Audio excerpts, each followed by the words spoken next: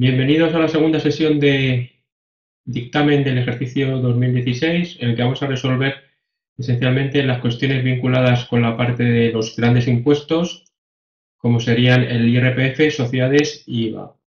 En primer lugar, en relación con el impuesto sobre sociedades, la pregunta del ejercicio 2016, esencialmente lo que decía es que la sociedad Cretona S.A.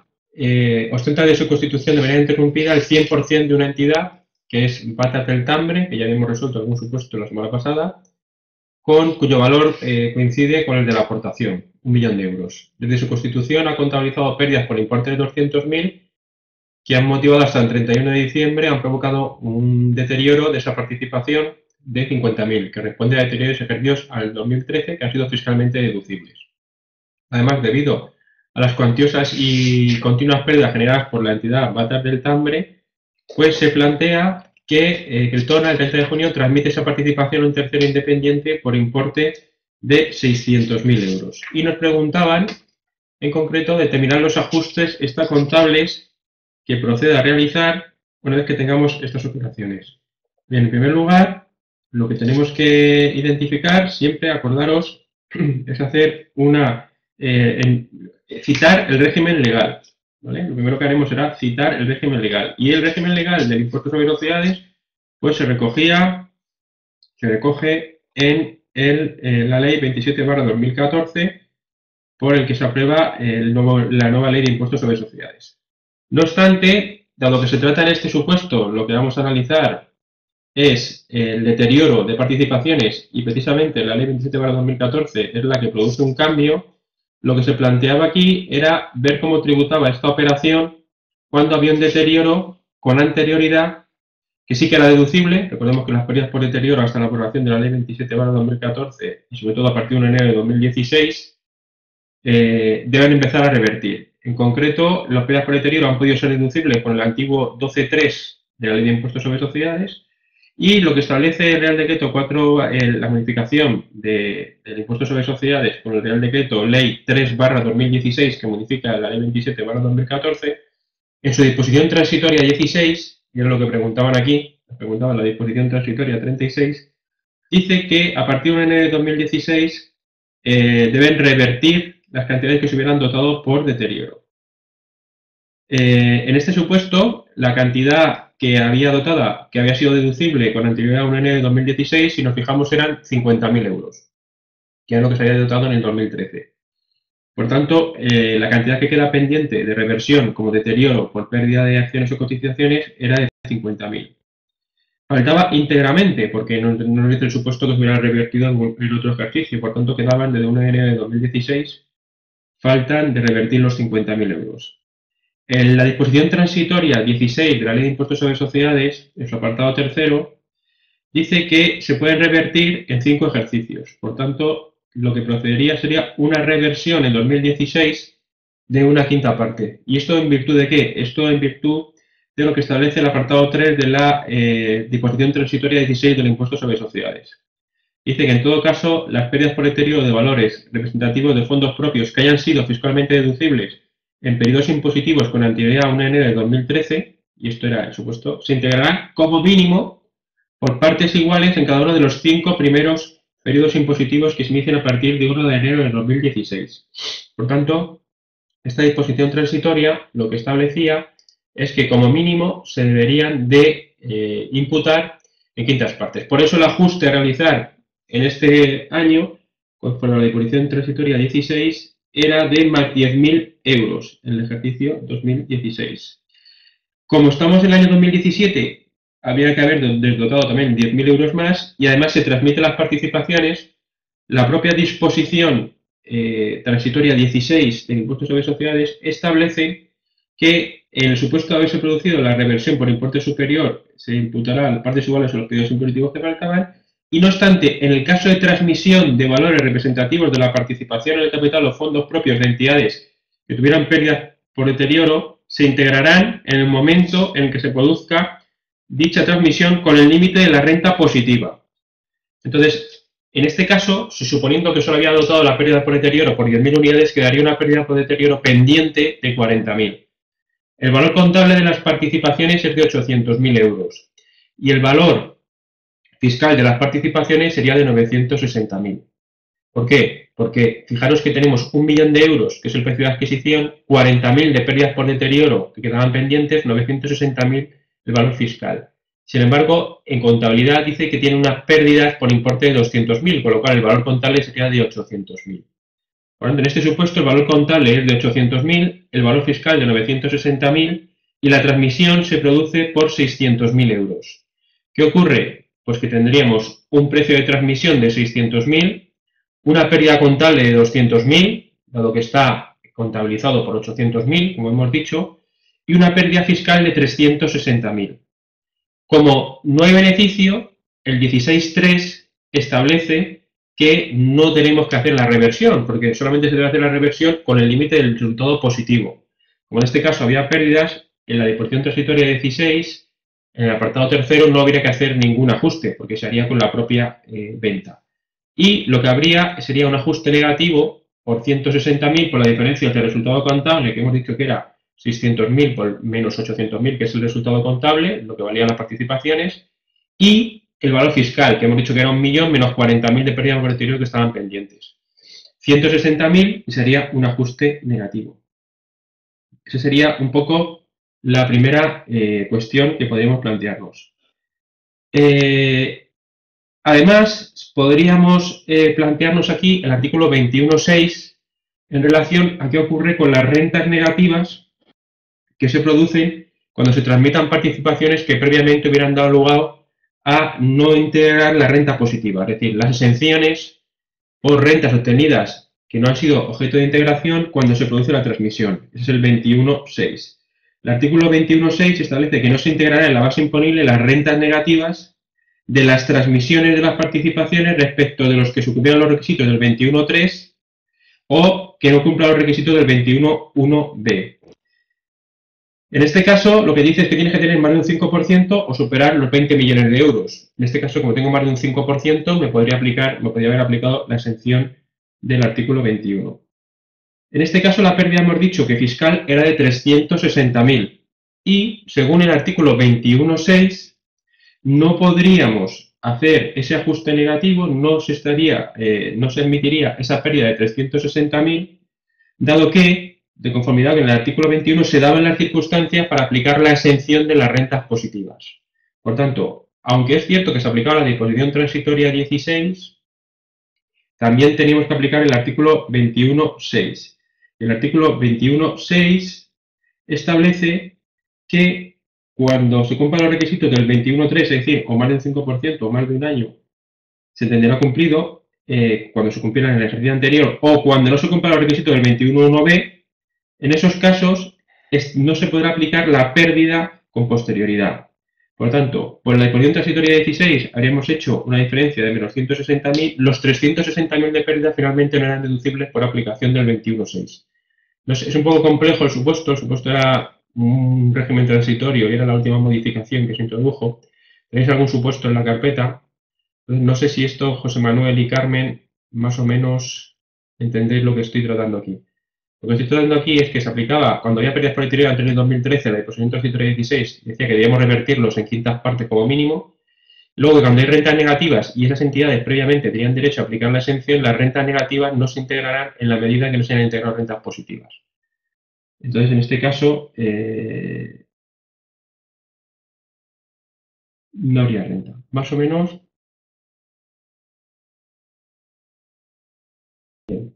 José Manuel le entregué unos casos, voy a recuperarlos, Carmen, y te enviaré también a ti los casos que le envié a José Manuel, ¿vale? Lo recupero y te envío unos casos porque José Manuel tuvo dudas respecto de esto y le mandé un material. Entonces yo creo, pero bueno, era esto, José Manuel. Y Carmen, te envío el material que le envié a José Manuel. Vale, perfecto. Pues te envío el material que le di para que vuelvas a analizar este tipo de operaciones.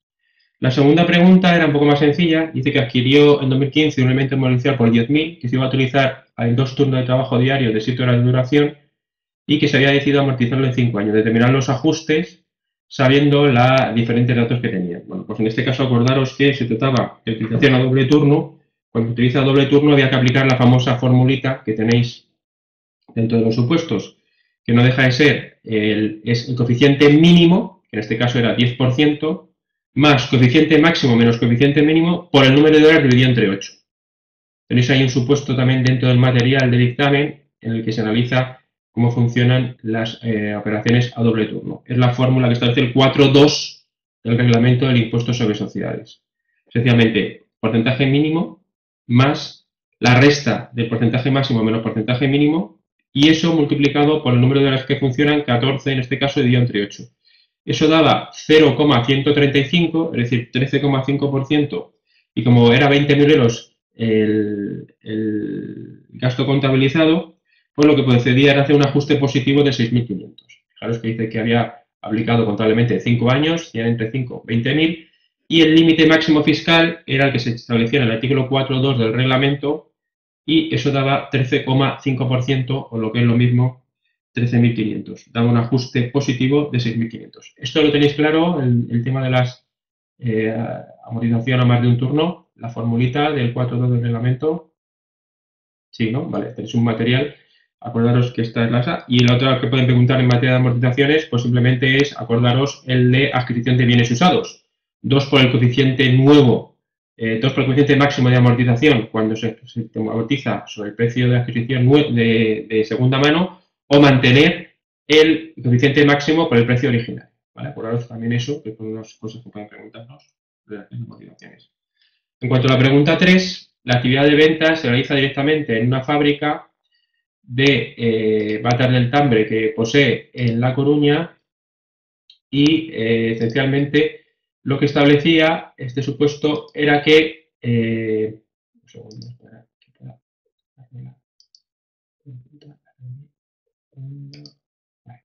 los productos fabricados eran directamente enviados por Ketona y se venden a precio unitario de 12 unidades, uno de ellos, por los que los vete batas del Tambre lo hace a precio de coste, esto es, a 10 unidades. Se pide determinar qué pasaba con esta operación. Bueno, pues especialmente esto es una operación vinculada, lo que se está haciendo es socio-sociedad, y se debe aplicar el artículo 18 de la Ley de Impuestos sobre Sociedades. Y debemos de aplicar alguno de los métodos previstos en el 18.4 de la Ley de Impuestos sobre Sociedades. Por lo tanto, era hacer una mención al artículo 18 de la Ley de Impuestos sobre Sociedades, dice determinar el tratamiento, teniendo en cuenta que durante el ejercicio se vendieron a terceros 100.000 unidades directamente y 50.000 a través de bata del Tambre. Pues esencialmente lo que diríamos es, hay que determinar quién gana y quién pierde para determinar esta operación. El precio medio comparable, que era el que podíamos utilizar como sistema, determinaba que el precio a terceros no vinculados era de 12 euros por unidad, mientras que los que vende a batas del Tambre lo haría a un precio de coste de 10 unidades. Por lo tanto, había una diferencia entre el precio que se vendía a terceros de 12 unidades y el precio que se vende a la entidad vinculada de 10 unidades. En este caso, lo que tendríamos que decir es que la diferencia, esas 2 unidades por el número de batas que se han vendido, pues determinaría un tipo de ajuste, que sería el del artículo 18. En este caso, dado que el valor convenido, 500.000 euros, es distinto al valor de mercado, es decir, la diferencia entre el valor convenido y el valor de mercado es diferente, unos son 500.000 euros y otros son 600.000 euros, la diferencia 12 por 50.000 y 10 por 50.000, y dado que el porcentaje de uno y otro es del 100%, pues lo que decíamos es que aquí que se está beneficiando era la sociedad Batas del Tambre, era la sociedad que está comprando por debajo del precio de mercado, por tanto la beneficiaria era la participada. Cuando se beneficia la participada, lo que se produce es para el socio es un aumento del valor de adquisición de la participación de 100.000 unidades, la diferencia entre 12 y 10 por el número de unidades vendidas, que son 50.000. Por lo tanto, las 50.000 que se venden a través de Batas del Tambre, la diferencia por el precio de mercado y el precio con entidades no vinculadas, por lo tanto, 12 menos 10 por 50.000, 100.000 euros suponían, por la aplicación del artículo 18, un aumento de la participación de Cretona. Y para Batas del Tambre, esos 100.000 euros que recibe consistía en una aportación del socio a los fondos propios. Era una aportación del socio a los fondos propios. ¿Vale? Más o menos lo tenemos entendido esta parte. Era una operación vinculada y simplemente había que determinar entre las operaciones vinculadas, si recordáis, que determinar si el que gana es el socio o el que gana es la sociedad. En este caso es la participada. Lo que realiza el socio es un mayor valor de la aportación de los fondos propios, y la que realiza Lo que recibe la entidad participada se trata de una aportación del socio. ¿Lo tenemos claro el artículo 18? Más o menos. Bien. La pregunta 4 era relativa a la reserva de capitalización. Por lo tanto, habría que mencionar todo el artículo 25, hacer un pequeño desarrollo del artículo 25, y concretamente decía que el incremento de los fondos propios durante el ejercicio 2017 para aplicar la reserva de capitalización ha sido 6 millones de euros. Estos fondos cumplen los requisitos del artículo 25, que habría que haberlo citado, determinar la reducción posible por la reserva de capitalización, teniendo en cuenta que la base imponible negativa que puede ser compensada en el ejercicio y que ascendió a 1.493.500 el resultado contable, que tiene bases imponibles negativas pendientes de compensar de 5 millones y que su cifra de negocio fue inferior a 20 millones. ¿Por qué decía esto? Porque el artículo 26 de la Ley de Impuestos sobre Sociedades establece que no se pueden compensar bases imponibles con el límite del 70%. Pero ese 70% solamente se aplica cuando tuvieran un importe de negocio inferior a los 20 millones de euros. Si tienen más de 20 millones de euros, tenemos que aplicar lo previsto en las disposiciones transitorias. En este caso, como era inferior a los 20 millones de euros, pues se podía aplicar el 60%.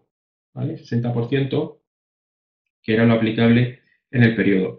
Que era el 70% en el año, o sea, perdón, era en el ejercicio 2016, como era inferior a 20 millones de euros, lo que establecía es que se podían compensar el 70%. ¿Vale? El 70%, disculpad, el 70%. Bien.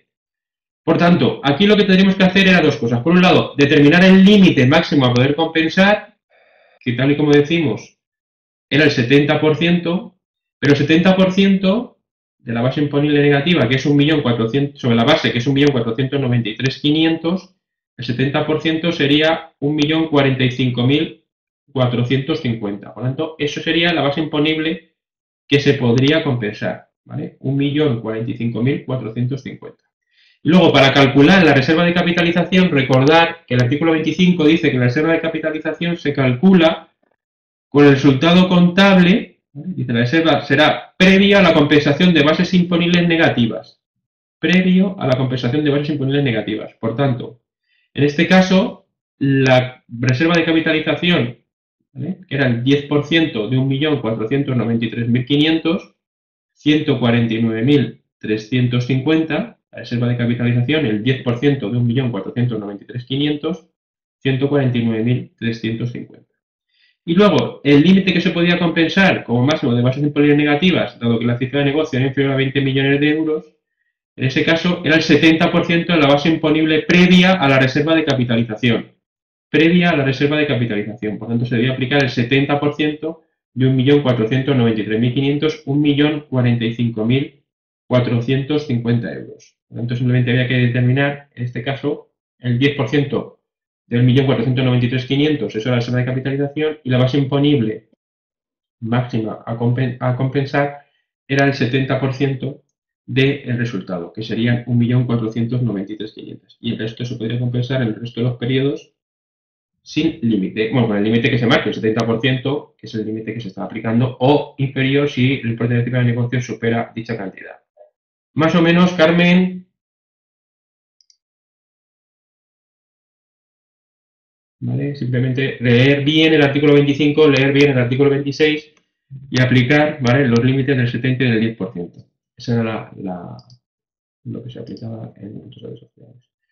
Bien, en cuanto al siguiente supuesto, que es el relativo a la materia vinculada al impuesto sobre el valor añadido y ITP y actos jurídicos documentados, el primer supuesto lo que establecía es que en el año 2017, además de la fabricación de venta al mayor y al menor de batas, han iniciado una nueva actividad que es cursos de corte y confección, que ha sido homologado por la Universidad de Salvaterra. Bien, dicha homologación y dado que se trata de una entidad privada ha conseguido que se le admite como formación. El Consejo de Administración ha elegido y ha dotado recursos, entre los que ha comprado, entre otras cosas, un ordenador que vale 20.000 euros, una máquina de coser que vale 15.000 euros, que ha venido de Alemania y que se ha dado NIF IVA por la Administración Española, adquiere de Marruecos 2.000 metros de tela de diversos colores por valor de 10.000 más impuestos, y se han comprado 50 sillas y 50 mesas y el coste adquirió a 50.000 euros. Bien, esencialmente lo que se producía aquí es que, dado que la actividad de enseñanza en principio puede estar exenta por el artículo 20.1.9, siempre y cuando esté recogida dentro de alguno de los programas o planes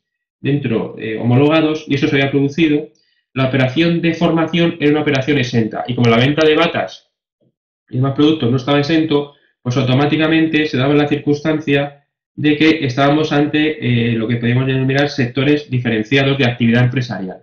¿Por qué? Porque tenían EI a nivel de 3 dígitos diferente y un porcentaje de deducción diferente. En concreto, la actividad de enseñanza tiene prorrata 0 y la actividad de ventas tiene prorrata de batas tiene prorrata 100%. Por lo tanto, en estos casos, lo que se producía en principio era un sector diferenciado del artículo 9 de la ley del IVA y entraba en prorrata, como consecuencia de realizar operaciones exentas del 21.9 y operaciones sujetas y no exentas. Se podría haber hecho una mención de que si la actividad que se desarrollaba de enseñanza era accesoria y no superaba el 15% del volumen de facturación, se podría haber mantenido como una actividad accesoria y por tanto no entraría en prorrata. Suponiendo que ha entrado en prorrata, dado que se daban las reglas de diferente en EI y una diferencia de prorrata superior al 50% de puntos porcentuales, lo que tendríamos que hacer a esos sectores diferenciados es trabajar las deducciones. Hablar de la prorrata, hablar de la prorrata general, de la prorrata especial y ver los límites. En concreto, en este supuesto, si hacíamos los cálculos, tenemos que, suponiendo que fueran sectores diferenciados, por la compra de la maquinaria de coser, del que se ha entregado un IVA español, esa operación, si se dedicaba solamente, exclusivamente a la actividad de enseñanza, podría estar, era una actividad intracomunitaria, pero con prorrata 0. La adquisición de 2.000 metros de tela, más los 10.000 euros de impuestos, si se destinaba única y exclusivamente a la enseñanza, pues también podía estar, tendría una prorrata 0, pero si se dedicaba a ambas actividades, podría haberse realizado, pues estaríamos ante un consumo de bienes y tendríamos que determinar una prorrata general, ¿vale? La prorrata general para determinar qué parte correspondía a cada sector. Y luego, por último, para la impartición de los cursos y demás, de 50 sillas y 50 mesas, y si se dedicaba exclusivamente a la actividad de enseñanza, pues también tendría una prorrata 0. En este caso, haciendo esa mención y teniendo en cuenta que no nos daban nada más que estos importes, pues diríamos que el sector de enseñanza con carácter general se trata de prorrata 0 y por tanto todas las cuotas soportadas como consecuencia de esa actividad estarían, no darían derecho a ningún tipo de deducción. Lo que se hubiera adquirido para el sector de batas daría derecho a la deducción del 100% de las cuotas soportadas y lo que se hubiera adquirido como consecuencia de en los dos sectores, pues tendríamos que haber calculado la prorrata general y determinar el porcentaje de deducción. ¿Vale?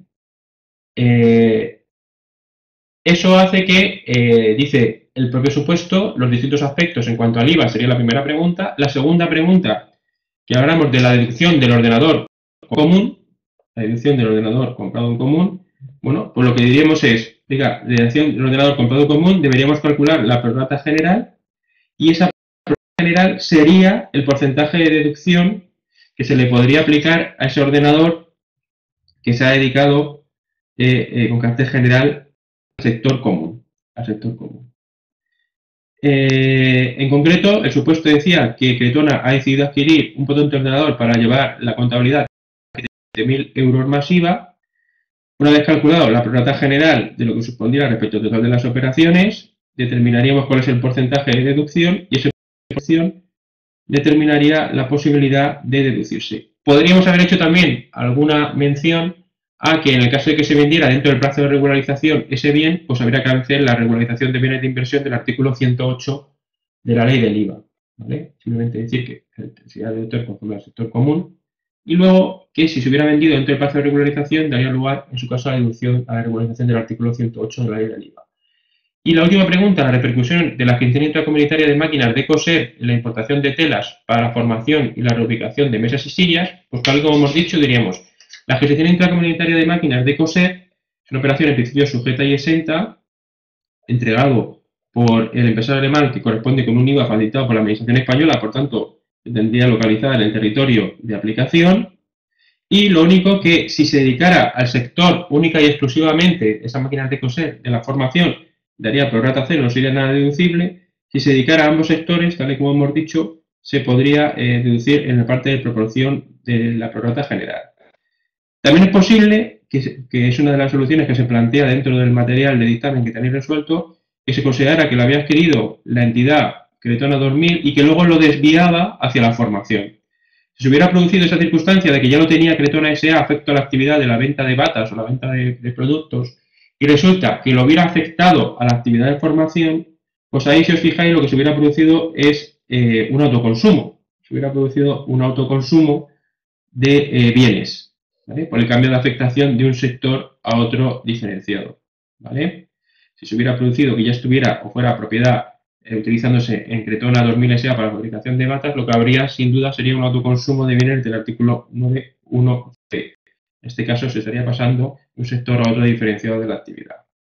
Respecto a los 2.000 metros de tela, bien, es una importación que tendríamos que decir que en principio estaría sujeta a IN 80, lo que se trata de una importación procedente del tercer país por el artículo 86, y en ese caso, pues en principio, volvemos a lo mismo, como se dedicaban a la enseñanza, el IVA de importación no sería deducible, estaría sujeto al IVA, pero no sería deducible. Y luego, en el caso de las mesas y las sillas, si considerábamos que dice que se han reubicado, ¿vale? Si se han reubicado, por lo tanto, es que estaban afectas al sector de la actividad de venta de batas de Cretona, que estaba sujeto y no exento. Al pasar al sector de actividad enseñanza, volveríamos a estar ante un autoconsumo de bienes, ¿vale? De una entrega autoconsumo de bienes, y lo que habría sería pues, una obligación de repercutir. ¿Qué pasaría? Que las cuotas soportadas como consecuencia de esas máquinas de coser, las sillas que entrarían en el sector de la formación, como conforme al artículo 21.9 se dedicaban exclusivamente a la operación de operaciones exentas, no darían derecho a deducir cuota alguna. No darían derecho a deducir cuota alguna. Más o menos lo tenemos, la idea, ¿vale? Era un tema de prorratas, no había que hacer mucho cálculo, pero sí mencionar qué efectos tenía cada una de ellas, ¿vale? Prorratas y cambios de un sector a otro diferenciado y los efectos que tenía. La pregunta 2 simplemente decía que el Balás está casado con doña Rosita, funcionaria de la Asunta, que acaba de heredar 8 millones de euros depositados en una cuenta corriente procedente de una tía lejana. Con parte de dichos fondos decide llevar a cabo la adquisición y reforma de una casa antigua que reside el precio de 4 millones, de los cuales el 40% correspondía al valor del suelo. El objetivo es revenderla para finalizar la citada reforma y el coste de la reforma asciende a 700.000 y las obras a realizar eran de 80.000 de distribución de espacios y 600.000 para reforzar estructuras y cubiertas. Bien, pues evidentemente lo que se trataba esto era de analizar desde el punto de vista fiscal las consecuencias que tenía esta operación en relación a si se consideraba rehabilitación o no, o si se consideraba entrega de bienes o prestaciones de servicios realizadas. El supuesto decía que concluida la reforma se pone un cartel de se vende en la casa y a los 4 meses una entidad la que va a poner un negocio compra para montar allí un negocio. Y nos preguntaban tributación de la herencia en la compraventa inicial del inmueble de Santander, parte vendedora y compradora, justifica la respuesta. Aquí nos hacía una mención breve por lado, que tributaría por sucesiones y donaciones, hacer una breve mención que debería tributar por el impuesto sobre sucesiones y donaciones, a lo que es una herencia, sobre 8 millones de euros. Y en cuanto a las operaciones vinculadas a ITP y a JD, indicar que no se puede tributar a la vez por transmisiones patrimoniales onerosas ITP, por AJD y por el IVA. Es decir, son incompatibles de ITP, AJD y por el IVA. En este caso, en principio, de la operación de transmisión por parte de la fallecida, daría lugar en su caso a una transmisión que estaría sujeta a TPO. No obstante, fijaros que eso era si las transferencias hubieran sido dos particulares que no desarrollaban actividad económica.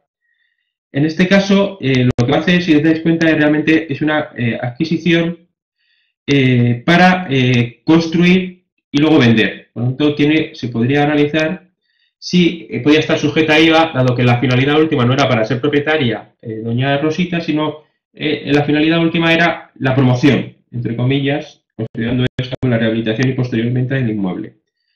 Esa operación, entonces, dado que su finalidad última es la transmisión, dejaría de estar sujeta al TPO y pasaría a estar sujeta, ¿vale? Podría estar sujeta a IVA. Y habría que determinar, una vez que está sujeta a IVA por exclusión de TPO, si esa operación estaría exenta o no estaría exenta. Estaría exenta o no estaría exenta. En concreto, el artículo 4 de la ley del IVA dice que son operaciones sujetas las entregas de bienes y servicios realizadas por empresarios o profesionales en el ámbito de su actividad. Y por otra parte, el artículo 5 determina quiénes son empresarios o profesionales a los efectos de realizar las transmisiones. El inmueble, que estaba en Santander, era de una anciana de 85 años. En principio, era una operación no sujeta a IVA, dado que le hizo la entrega no tenía la condición de empresario o profesional, de conformidad con el artículo 5 de la ley del IVA. Y el sujeto pasivo, en ese caso, el adquirente de doña Visita, debería haber tributado por TPO. ¿Qué ocurre? Que como consecuencia de esta operación, por tanto, lo que tenemos es dos transmisiones. Tenemos una primera transmisión, que es la que se produce desde la fallecida a la heredera por sucesiones y donaciones. En ese caso, esa operación, fijaros que como el empresario, el vendedor no es empresario profesional, y aunque la finalidad última del comprador era transformarla para luego venderla, dado que el que vende no tiene la condición de empresario profesional, es una operación que iría por ITP. Sin embargo, la posterior transformación por parte de la entidad de doña Rosita para hacer la transformación y posterior venta, eso le convertía automáticamente en empresario profesional, considerando que se estaba realizando la transformación. ¿Cuál era el problema? Que si bien es empresario profesional, dado que se trataba de la segunda transmisión, la posterior entrega podía estar sujeta y exenta. La posterior entrega podía estar sujeta y exenta por la aplicación del 21.22 de la ley del IVA. Es decir, la transmisión de la fallecida, dado que no era empresario profesional, aunque la finalidad última del adquirente era transformarlo para venderla, el adquirente sí que se convierte en empresario profesional porque está realizando la transformación, está aplicando, ordenando los medios para la transformación, y el problema que tiene, que como es segunda transmisión, se podía encontrar, cuando se realizara la segunda transmisión, que esa operación estuviera sujeta y exenta por el 21.22, con lo cual tampoco se podría reducir las cuotas de IVA soportadas. No obstante, lo que se establece es que la posterior venta que realiza la heredera, si se considera rehabilitación, estaríamos ante uno de los supuestos del 21.22 de la ley, apartado B, que dice que no se considera segunda entrega, sino que se considera primera entrega, y por tanto se podría deducir las cuotas soportadas. Para que se den las circunstancias, una vez que ha sido adquirido ese inmueble, poder deducirse las cuotas soportadas y poder aplicarse el 22.1.22 de la letra B del IVA, es que el objeto principal ha de ser la rehabilitación o reconstrucción, y se da esa circunstancia cuando más del 50% del coste va vinculado a la consolidación o tratamiento de elementos estructurales, fachadas o obras análogas o anexas a la rehabilitación, y que además el coste total de las obras esté o bien del 25% del precio de adquisición si es durante los 2 primeros años después de la adquisición, o del 25% del valor de mercado si es con posterioridad. Bien, por tanto, del total de obras, para determinar si se tratara de una rehabilitación y por tanto la posterior transmisión es primera transmisión, cuando se vende la entidad de eventos varios, lo que tenemos que analizar es las obras que se han realizado. Si realizamos las obras hay que distinguir lo que es estructura, fachadas y vinculados a elementos estructurales, tratamiento de elementos estructurales o cubiertas, del resto. Si eso representa más del 50% y el total del gasto de la obra supera el 25% del coste de adquisición, pues la posterior entrega que se realiza a la entidad de eventos varios sería primera transmisión y podría estar sujeta y no exenta.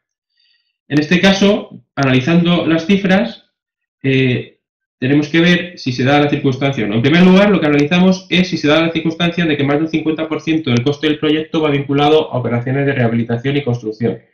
Si nos fijamos, lo que dice el enunciado es que se va a gastar en la rehabilitación 700.000 euros, de los cuales 80.000 es tabiquería y por tanto esa parte no corresponde a obras de rehabilitación y construcción, y 620.000 a elementos estructurales. Bien, si calculamos 620.000 respecto de 700.000, eso da el 88,57%. Por tanto, la primera condición sí que se cumplía, porque el 88,57% eran elementos que iban vinculados a la reconstrucción o reforzamiento de estructuras y cubiertas. Pero faltaba cumplir la segunda condición. La segunda condición es que el coste total de las obras, que eran 700.000 euros, fuera superior al 25% del total del valor de adquisición. ¿Y por qué utilizamos el valor de adquisición? Porque fijaros que lo acababa de comprar.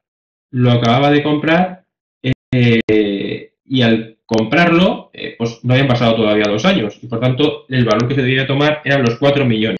¿Cuál era el problema? Pues que había que estar atentos porque el 4 millones, claro, evidentemente, ¿de qué? Pues de lo que es la construcción, porque el suelo no se deprecia. Por tanto, eran 4 millones menos el 40% que correspondía al valor del suelo.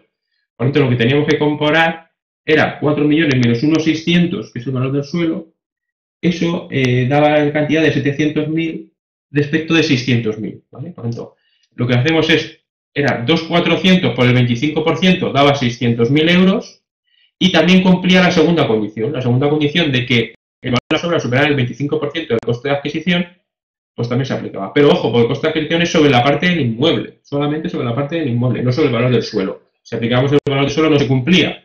Por eso había que tener cuidado y era 4 millones menos unos 600, el 25% daba 600. Como consecuencia de eso se cumplían las dos condiciones, que era dedicado más del 50% a elementos estructurales y que más del 25% del coste de adquisición, y eso permitía que si se quisiera se considerara primera entrega, la posterior entrega que se realizaba a la entidad eventos varios estaba sujeta y no exenta de IVA, debiendo repercutirse el IVA como consecuencia de esa operación.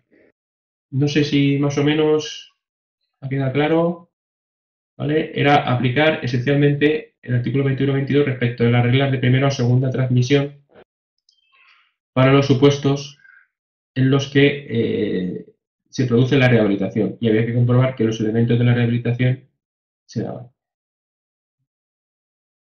Más o menos, ¿vale? Pregunta 3 iba vinculada a que en 2016 Batas del Cambre tiene una partida de Batas y el coste es de 20 euros y su valor de mercado es de 25 euros. El transporte de las mercancías lo realiza una entidad que estaba en el IVA, que es régimen simplificado, por lo que no estaba obligado a expedir factura y como justificante entrega un recibo. Por lo tanto, lo que tiene es un recibo, no una factura, por un transporte realizado por un modulero. Ante la difícil situación económica que atraviesa, a pesar de haber transcurrido 14 meses de la entrega, todavía no ha satisfecho su importe, por lo que Cretona decide directamente modificar la base imponible de la venta considerada incobrable. Batas del Tambre vendió 500 batas a 30 euros sin incluir a Confecciones Miño, que le comunica que estaba en el régimen especial de recargo de equivalencia. Entonces nos pregunta qué consecuencias tiene esto.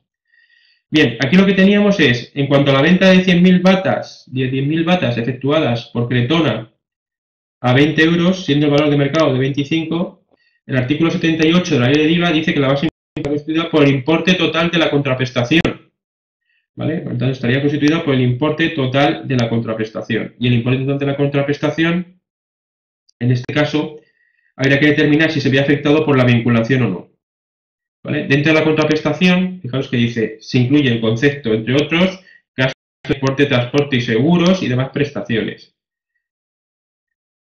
Eso determina que el transporte que lleva el empresario, que estaba en régimen de equivalencia, que era 605 euros, los 500 euros también formaban parte de la base imponible, porque lo que establece es que la base imponible, ¿vale?, está determinada por el importe de la contraprestación, que en este caso pues era 20 euros por 10.000 batas, 200.000 euros. Y había que tener en cuenta esos 500 euros que también formaban parte de la contraprestación, dado que se trataba de un servicio vinculado. Esto lo establece el artículo 79, ¿vale? El artículo 79. Pero eso sería entre entidades no vinculadas. En el supuesto se planteaba además que el coste era de 20 por 10.000, por lo tanto 200.000, y que eso también formaría parte de la base imponible, pero resulta que el valor de mercado es de 25 y que se estaban vendiendo dos entidades que eran vinculadas. Bien. El artículo 79 dice que cuando se trata de vinculación, la vinculación debe probarse por la administración por cualquiera de los medios admitidos en derecho y existe vinculación cuando se dé la condición socio-asociado, socio-sociedad. Por lo tanto, en principio existe la vinculación y de la operación se debe haber valorado a 25 euros. Pero si seguimos leyendo el artículo 79, establece además que no es aplicable la valoración a 25 euros cuando se dé alguna de las siguientes circunstancias. Dice que el destinatario no tenga derecho a deducir totalmente el IVA soportado, cuando el empresario que realice la entrega de bienes o servicios determine sus deducciones aplicando la regla de prorrata, o cuando el empresario que realice la entrega de bienes o prestaciones determine aplicando la regla de prorrata, tratándose de operaciones que el derecho a la deducción, la contraprestación pactada sea superior al valor de mercado. Si nos fijamos, ninguna de las tres circunstancias se daba en el supuesto. Ni el destinatario de la operación no tenía derecho a deducir las cuotas soportadas, que sí que las tenía, ni estaba en prorrata, ninguno de los dos, ni se había perdido el derecho a deducción de las cuotas soportadas. Por eso el 79.5 de la ley del IVA, al no concurrir ninguna de las tres circunstancias, no resultaba aplicable esta regla del 79.5 de la ley del IVA, por lo que la regla general era del artículo 78 y el importe de la contraprestación era de 20 euros patas 200.000. ¿Vale? 20 euros por 2.000 patas, 200.000. Por eso no se modificaba hacia 25, a pesar de que existía artículo de patas. Por otra parte, tenemos el problema segundo, que era el tema de que Batas del Tambre ha comprado estas batas, esto para la base imponible a determinar, pero ha pasado el tiempo y no la ha abonado. Y si surge la idea de la posibilidad de modificación de las bases imponibles. El artículo 80.4 de la ley del IVA, el artículo 80.4 de la ley del IVA, establece que la base imponible podrá reducirse proporcionalmente cuando los créditos de las cuotas sean totalmente o parcialmente incobrables. Por lo tanto, se puede modificar la base cuando sean incobrables. Y esto se produce cuando ya ha transcurrido un año desde el devengo de la operación, aquí dice el supuesto que han transcurrido 14 meses, siempre y cuando haya quedado recogido en los libros registros que el destinatario sea un empresario profesional que actúe como tal y que el sujeto pasivo haya instado su cobro mediante una reclamación judicial o un requerimiento notarial. Y la modificación se debe producir en el plazo de los 3 meses siguientes al plazo de los 6 meses o un año que se ha determinado. Bien.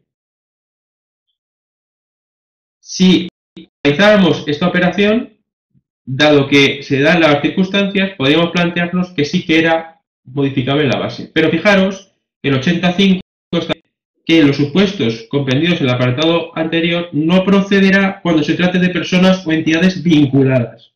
Por tanto, aunque se cumplieran las condiciones del 80.4 para poder reclamarlo, no se aplicaba, no se podía reclamar, no se podía modificar esa base imponible, el 80.5 de la ley del IVA, al tratarse de entidades vinculadas, no se podía hacer. Por tanto, Cretona 2000 SL no podrá modificar la base imponible. Dado que se trata de entidades vinculadas, no podía modificarla. Y nos quedaba por ver lo último, la venta a Confecciones del Niño, que es un sujeto pasivo, estaba sujeto al recargo de equivalencia. Bien. En este caso, el destinatario de la operación le comunica, conforme al artículo 163 del IVA, que es un sujeto pasivo que está en recargo de equivalencia. ¿Qué ocurre? Que estas personas que están en recargo de equivalencia, una vez que se les ha comunicado, lo que tenía que haber hecho Batas del Tambre era haberle aplicado el correspondiente recargo, que si se trataba de operaciones que tributan el 21%, el recargo a aplicar, según el artículo 161 de la ley del IVA, era de 5,2%. Por tanto, la venta de 500 batas por 30 euros debería haber repercutido el 21% y además, adicionalmente, un 5,2% de recargo de equivalencia como consecuencia de que el destinatario le ha comunicado previamente que tiene la condición de sujeto sometido a recargo. Más o menos, ¿quedó? Por tanto, la modificación no la puede hacer porque se aplicaba el 84 cumpliéndose las condiciones, pero no el 85, ¿vale? No el 85 están vinculados. Y por otra parte, la venta que se realizaba al sujeto pasivo que estaba en recargo de equivalencia, si me comunican que estoy en recargo de equivalencia, le tengo que repercutir el IVA, pero con un recargo, que en este caso era el del 5,2%. ¿Vale? Eso era la que estaba vinculada a las operaciones relativas al IVA. Nos quedaba por ver, por último, de este ejercicio, la parte correspondiente a renta. La parte correspondiente a renta de este ejercicio tenía varios aspectos. El primero, si recordáis el supuesto, es que una de las industriales, Batas del Tambre, llevaba a cabo actualmente su actividad en una venta de 600 metros que pertenecía a partes iguales al marido y a la mujer, don Carlos Zapata y su cónyuge. Arrendaba por 18.000 euros anuales pagaderos en 12avas partes cada 5 de cada mes. Según los estudios efectuados por el Departamento de Inspección, las naves situadas en el mismo polígono a razón de 3 euros. Bueno, y determinar qué efectos tiene. Bueno, volvemos a estar otra vez, como veis, en el tema de las operaciones vinculadas. ¿Qué ocurre? Bueno, por supuesto, se trata de una operación vinculada, socio-sociedad. El artículo 18.2 de la Ley de Sociedades establece que en este caso es de analizar, en todo caso, a valor de mercado. Si os hubieran aplicado a valor de mercado una nave de 600 metros cuadrados a 3 euros al mes, sería un precio anual pagado de 18.000. ¿Vale? 600 euros por 3 euros al mes y por 12 meses tendría un total de 21.600 euros. A precio de mercado serían 600 metros por 3 euros el metro y por 12 meses, 21.600. Resulta que Batas del Tambre está pagando 18.000 euros y están vinculados socio-sociedad. Tenemos que aplicar las reglas de valoración, de las operaciones vinculadas. Por lo tanto, al tener que aplicar las operaciones de reglas vinculadas, tenemos que utilizar cualquiera de los medios previstos en el artículo 18 de la Ley del Impuesto sobre Sociedades, ¿vale? Por lo tanto, en este caso, están pidiendo a un precio inferior al de mercado y tendría que aplicar la diferencia de tributación, ¿vale? Como decía, la pregunta simplemente determinar la existencia o inexistencia de vinculación, pues era contar el artículo 18 de la Ley de Impuestos sobre Sociedades cuando hay vinculación, y en este caso se daba, porque Carlos Zapata tenía un 50,8% del total, ¿vale? Por lo tanto, en la operación dada. Y si fuese procedente el método para determinar el valor de mercado. Pues lo que nos estaban preguntando simplemente era que citáramos todos los métodos del 18.4 de la Ley de Impuestos sobre Sociedades. Método de comparable, el coste incrementado, precio de reventa, distribución del resultado o margen de neto operacional, ¿vale? Y eso era la pregunta. La segunda pregunta venía vinculada a un ERE, ¿vale? 20 trabajadores, según el artículo 51 del Estatuto de los Trabajadores, y nos decían que había una indemnización acordada de 200.000 euros, una utilización obligatoria que se preveía en el seguro de 40.000, una obligación obligatoria en el caso de despido improcedente de 8200, cada antigüedad de cada trabajador era de 15 años, la edad del trabajador en la fecha de despido era de 58 y las indemnizaciones se pagaban 40.000 euros cada año en 2015 y 2016 y en 2017 iba a pagar 40.000.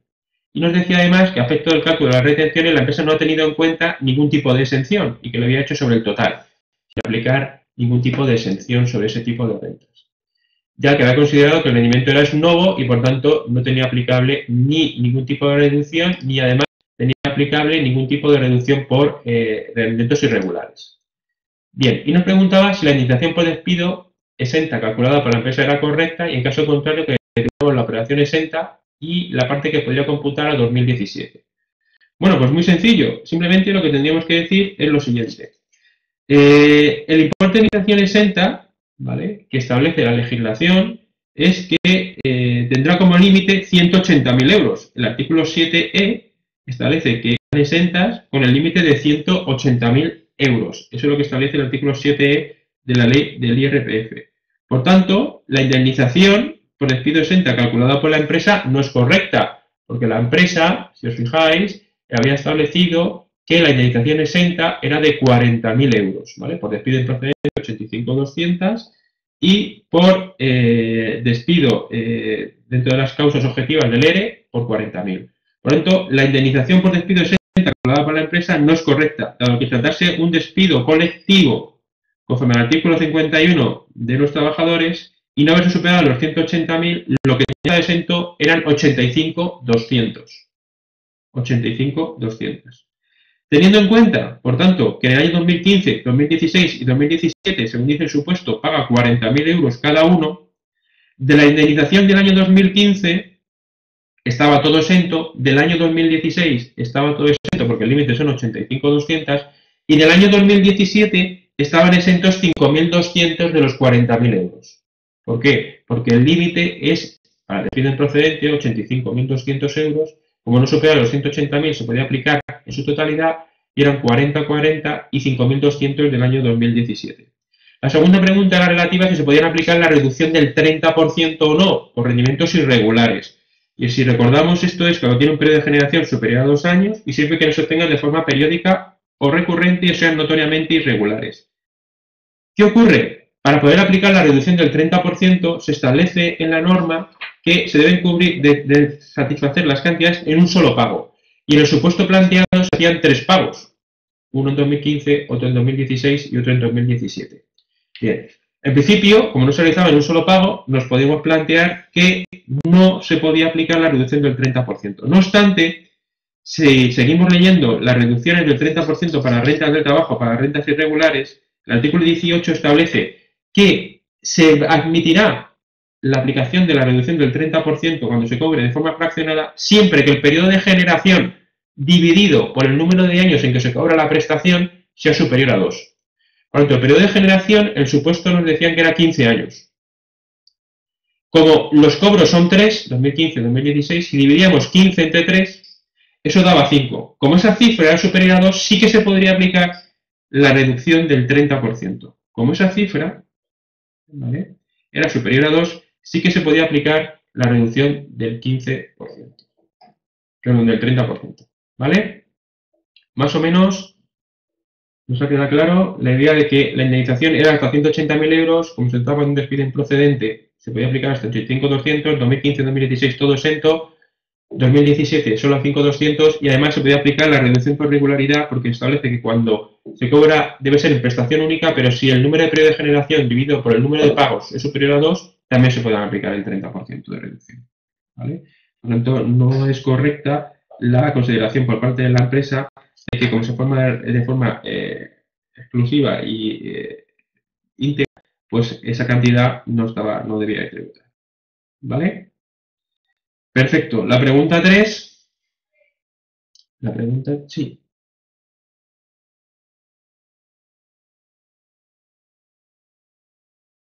Sí, dice que hasta que se cumpla 63. Vale, pues en lugar, entonces, realmente, como tú dices, Carmen, como desde la fecha, como tienen 58, dice el supuesto, y la fecha y está hasta los 63, el periodo sería 15 entre 5, ¿vale? No entre 3, eso es, entre 5, tienes razón.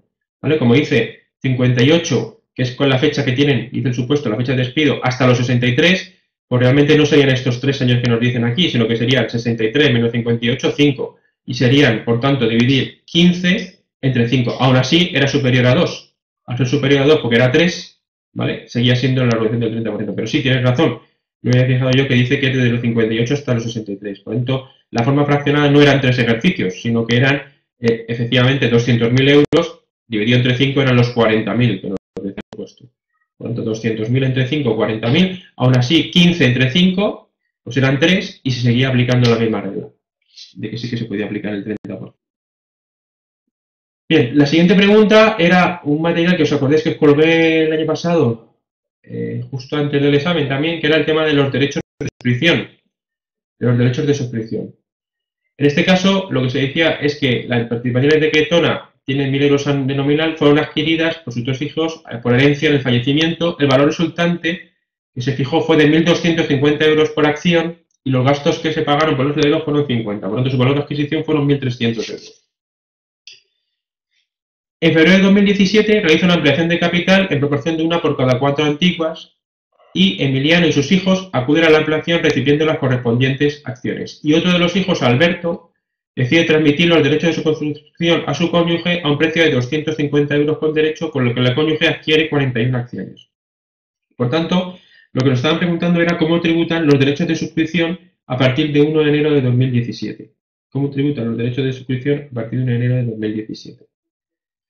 Teníamos como consecuencia de la operación que Emiliano y sus hijos Blas y Carlos, la ampliación de capital había tributado como que no tenían renta alguna, las acciones adquiridas por herencia las habían valorado en 1.250 euros y las acciones recibidas por la ampliación se valoraban a 0 euros. Eso es lo que habían hecho ellos en su IRPF. Alberto, que es el que vende, la transmisión ha implicado la obtención de un rendimiento de capital mobiliario por el precio de venta de 41.000 euros, eso es lo que decía el supuesto, ¿vale? Y que las acciones adquiridas se valoraran en 1.300 y el cónyuge de Alberto, que era el que compraba los derechos de suscripción, las tenía valoradas en 1.000. Y que dijéramos si eso era correcto o no era correcto. Bien, lo que tenemos que tener claro es que con la modificación del artículo 37 de la ley del IRPF, lo que establece es que las entregas de acciones totalmente liberadas,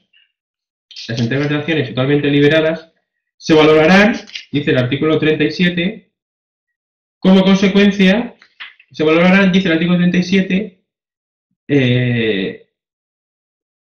al valor, ¿vale?, de la media de las participaciones. Por tanto, para don Emiliano Zapata, que era titular de 508 acciones, ¿y de dónde se sacaba ese dato? Pues Emiliano Zapata tenía 508 acciones porque en el enunciado inicial nos decía que Emiliano Zapata tenía el 50,08% de las participaciones. En los datos comunes del supuesto decía que Emiliano tenía el 50,08% de las participaciones. Si tiene el 50,08% de las participaciones, tiene 508 acciones. ¿Vale? Tiene 508 acciones. Al tener 508 acciones adquiridas por herencia, y haber una ampliación de 1 por cada 4, que es lo que decía el supuesto, recibía liberadas 127 acciones nuevas. ¿Por qué? Porque Emiliano Zapata y sus hijos lo que dice es que la ampliación de capital, ¿vale?, han acudido, ¿vale?, han acudido a la acción de capital. Y entonces lo que han hecho es, no han vendido los derechos y han recibido una acción por cada una de las 4 antiguas. En los datos comunes, y esto era importante, decía que Zapata tenía el 50,08% y el resto de los hijos establecía que tenían una participación del 16,4%, ¿vale?, es lo que decía el supuesto. Para Emiliano Zapata, por tanto, 508 acciones le regalaban 127 acciones nuevas como consecuencia de la ampliación. 508 entre 4, 127 acciones nuevas. La cuestión era determinar a qué precio, cuál era el precio de adquisición de esas acciones que se le regalaban totalmente gratuitas, esas acciones liberadas. Él había pagado 0 euros. Sin embargo, el coste de las acciones se debe valorar por el precio medio de las participaciones, ¿vale?, que no era 1.250. Las acciones adquiridas por herencia quedan valoradas en 1.250. No, porque el precio de la herencia está constituido por 1.250 euros por acción más 50 de gastos. Por tanto, el precio medio de las acciones era 1.300 de cada acción. Por tanto, esto no era correcto, sino que eran 1.300 porque eran 1.250 más 50 euros de gastos de impuestos. Ese era el precio de adquisición.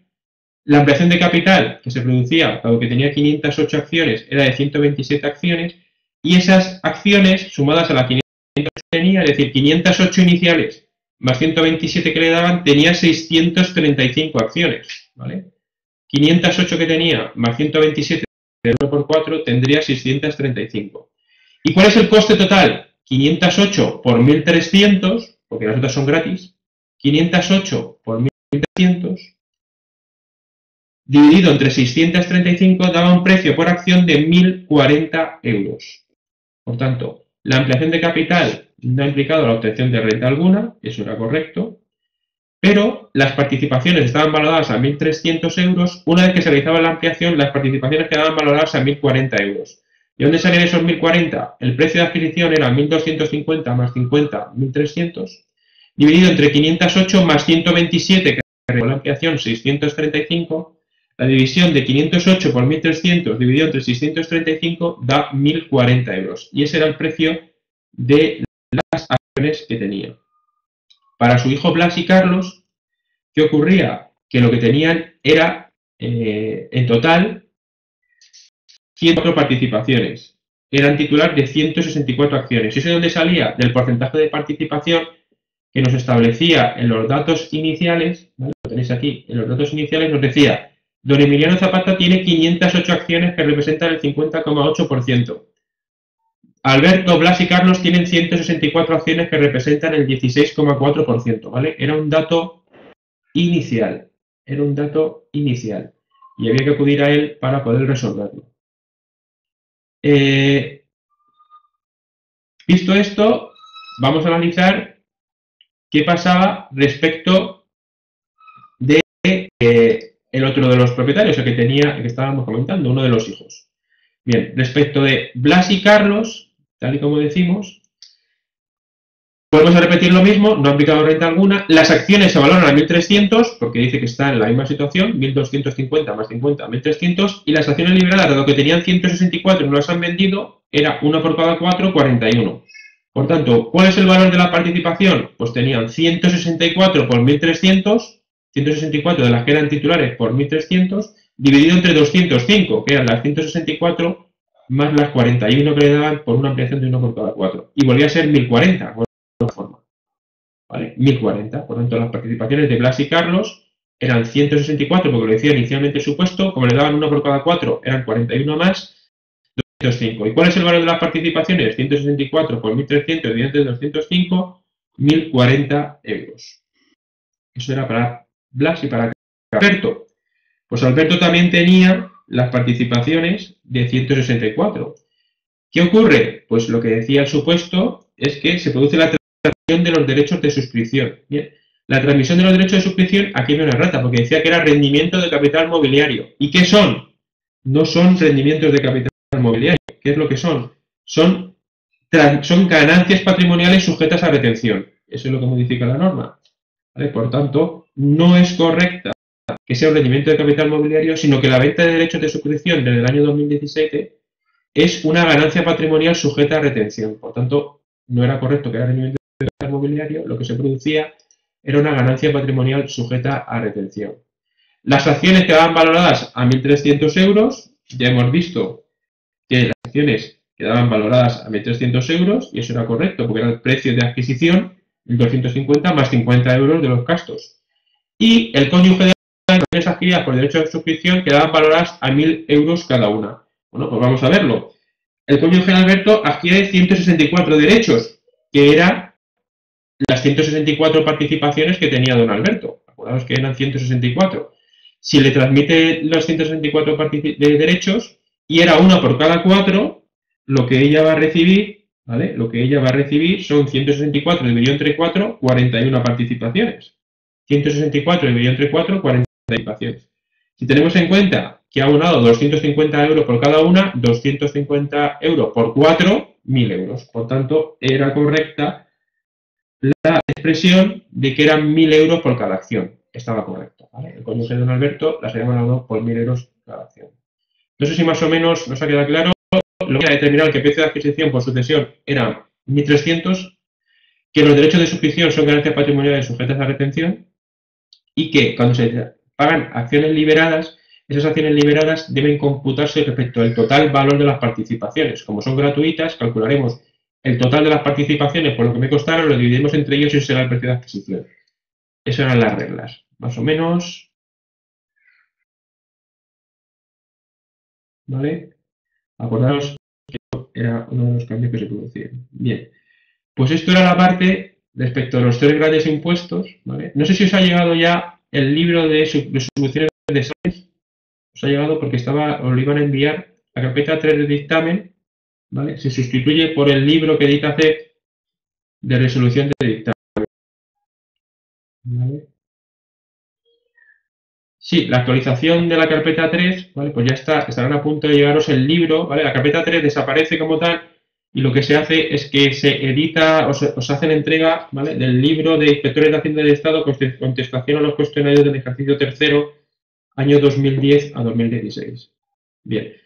Lo que haré voy a preguntar esta semana si está previsto que os llegue. Si no está previsto que os llegue, lo que haré será colgar en el campus la solución que se publicó en la revista del CEF, ¿vale? En la revista del CEF.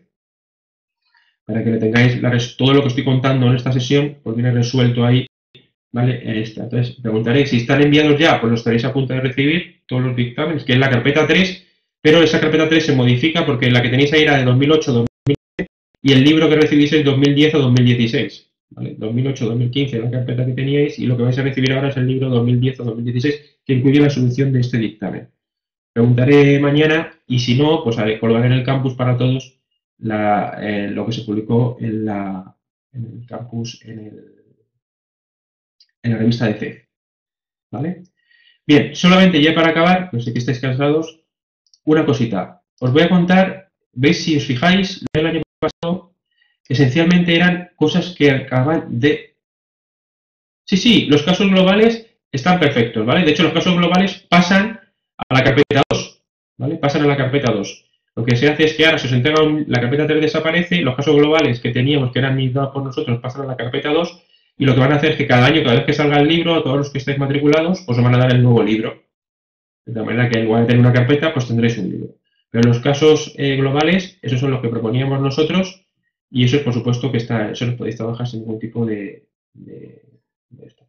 Entonces, simplemente, como todos los años que hay cosas súper novedosas, me gustaría comentaros las últimas cosas que han salido en materia de renta, pues acaso cayera algo, porque fijaros que lo que cayó era los derechos de suscripción, que era novedoso, lo de los seres, que llevaba tiempo, pero bueno, también tenía cierta novedad, y todo cosas muy novedosas. Entonces, simplemente, dos cositas, por si acaso os cae. Se ha resuelto cómo deben tributar las propinas de los casinos y demás órganos del juego. Hay una consulta de tributos que dice expresamente que eso es renta del trabajo sujeta a retención. ¿Vale? Si os preguntaran algo de qué es eso, pues la renta que reciben como propina, hay una consulta de tributos de 29 de noviembre de 2017 que dice que tributan como renta del trabajo y que es gasto deducible en sociedades. ¿Vale? Fenomenal. Bien, salió una resolución, una sentencia del Supremo respecto de los contribuyentes que eran ICEX, es decir, personas que trabajaban para el ICEX en el exterior. Y esencialmente esta sentencia del Supremo habla de los 183 días fuera o no. Lo que decía la agencia tributaria era esencialmente que como no probaban que estaban más de 183 días fuera del territorio, los traían como residentes. Y oiga, usted no me prueba que está más de 183 días fuera, porque cada vez que viene yo considero que ha salido una salida esporádica. Bueno, pues aquí lo que dijo esencialmente es que estos contribuyentes que eran del ICES, en el caso de estudiantes becados en el extranjero por el ICES, por periodos prolongados de tiempo, la ausencia del territorio español para cumplir los requisitos de la beca, que es que tienen que acudir a clase, tienen que asistir a todo, determinaba que no es una ausencia esporádica del 9.1a. ¿Vale? Los ICEX, lo que se dice, oiga, si usted tiene que estar yendo a clase, aunque tenga y vuelva de vez en cuando a ver a mi familia, eso no es una salida esporádica y por tanto sigue computando como 183 días. Por eso dice, el propósito de volver a España, que es lo que alegaba la agencia tributaria de que su objetivo era volver a España cuando acababan la beca, no determina que no sean residentes. Por lo tanto, es una pequeña apreciación y lo que es, usted los está considerando como no residentes, los está considerando como residentes porque usted considera que no están más de 183 días. Bueno, pues esos 183 días tiene que mirarlo de una forma flexible, ¿vale? Tiene que mirarlo de una forma flexible. ¿Y eso qué significa? Para determinar que las ausencias esporádicas, cuando se puede probar que estás allí y que vienes solamente para cosas puntuales, no es una ausencia esporádica, y para determinar tales ausencias esporádicas no se necesita la presencia probada de una intención o propósito de residir extranjero por periodo necesario para excluir la residencia en España. En concreto decía, en el caso de los estudiantes becados en el extranjero por el ICES, por periodos prolongados de tiempo, la ausencia del territorio español necesaria para cumplir los requisitos de la beca no es una ausencia esporádica a efectos del 9.1a de la ley del IRPF. El propósito de volver a España en su término es indiferente desde el punto de vista de la residencia, una vez establecido que se trata en el ejercicio una ausencia que supera los 183 días. Esencialmente lo que decía es, ¿los considera usted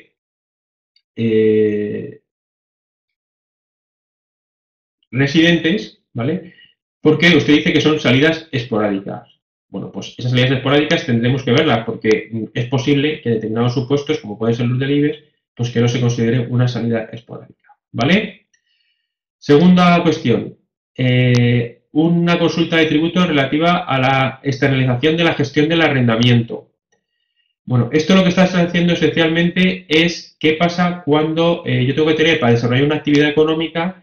Recordaros que tengo que tener ahora una persona contratada a jornada laboral y jornada con contrato laboral y jornada completa. Si tengo una persona contratada con contrato laboral y jornada completa, no es rendimientos de capital inmobiliario, sino que es actividad económica.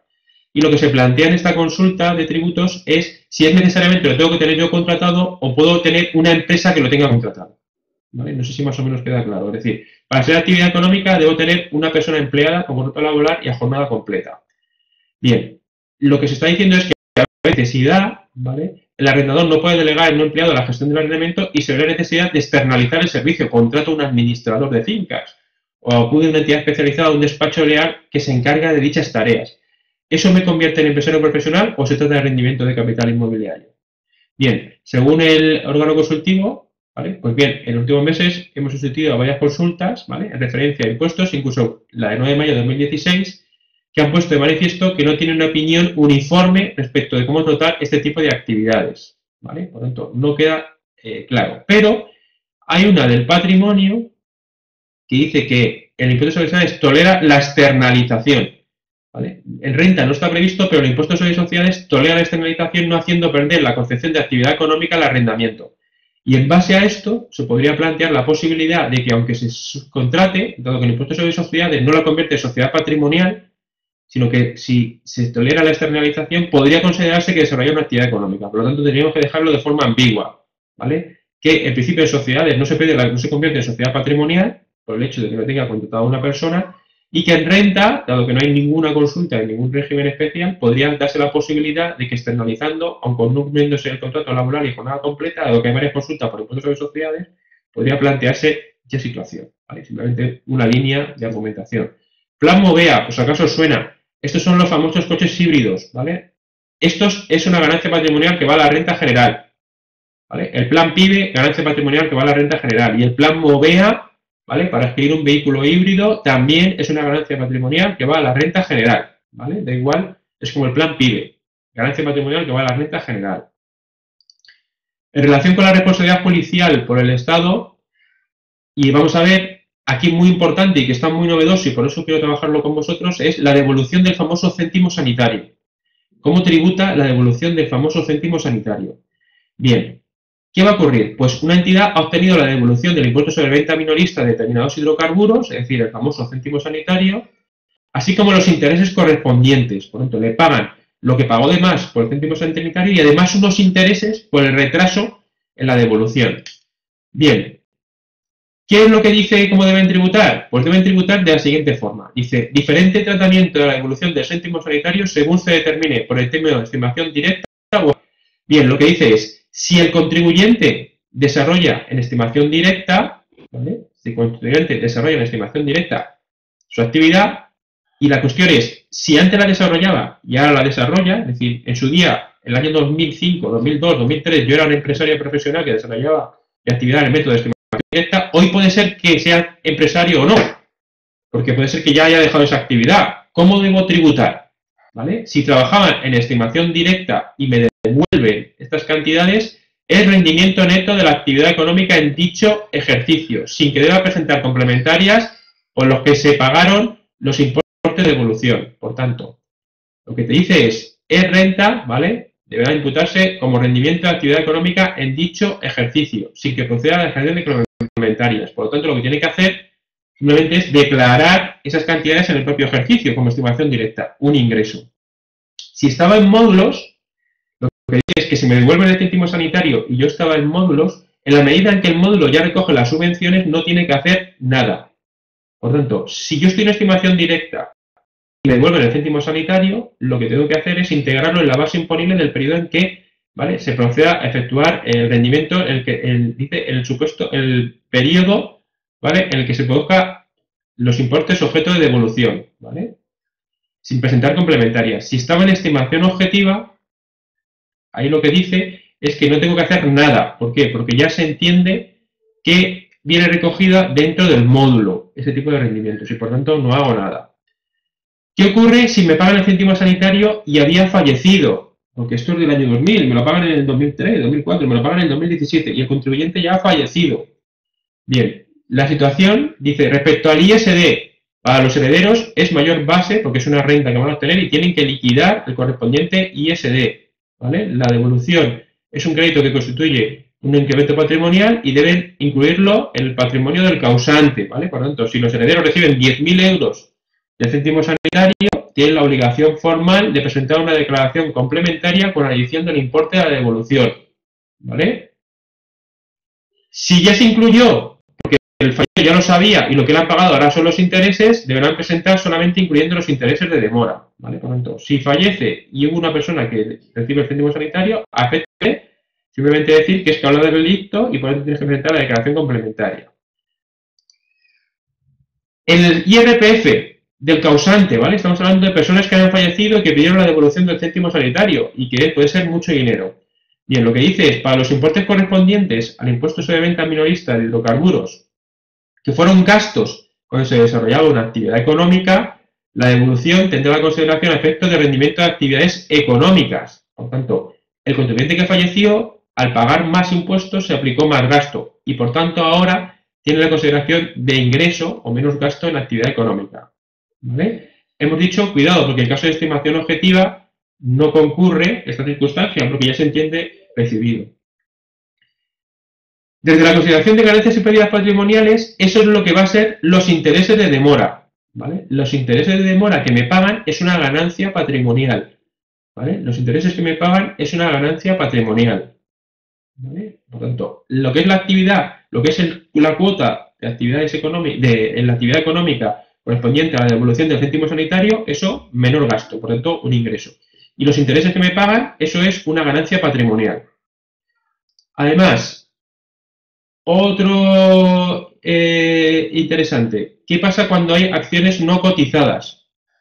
Si hay acciones no cotizadas, la Dirección General de Tributos dice que el balance aprobado es el que se debe tener en cuenta en el momento, ¿vale?, anterior al devengo de la operación. Simplemente esta consulta lo que dice es que es posible que si se puede determinar mejor el valor, ¿vale?, de la realidad económica en base a imponible tributo, pueda determinarse dentro del plazo legal para presentar la autoliquidación. Por tanto, en principio el último aprobado. Para determinar cuál es el valor de adquisición de unas acciones no cotizadas, el último balance aprobado. Pero que en determinados supuestos, cuando sea más favorable para el mejor acercamiento a la realidad económica, se puede utilizar el que se debe utilizar para la autoliquidación del impuesto. Simplemente esa mención. Bien, en cuanto a la imputación temporal de ingresos y gastos satisfechos por el FOGASA, ¿qué ocurre cuando el FOGASA paga a los trabajadores? Pues hay un recurso extraordinario de alzada para unificación de criterio que resuelve la imputación temporal de los rendimientos satisfechos por el FOGASA. ¿Sabéis que el FOGASA es no me paga la empresa, me paga el FOGASA? ¿Qué ocurre? Que puede haber mucho plazo desde que me paga el FOGASA o desde que solicito el FOGASA hasta que me abona.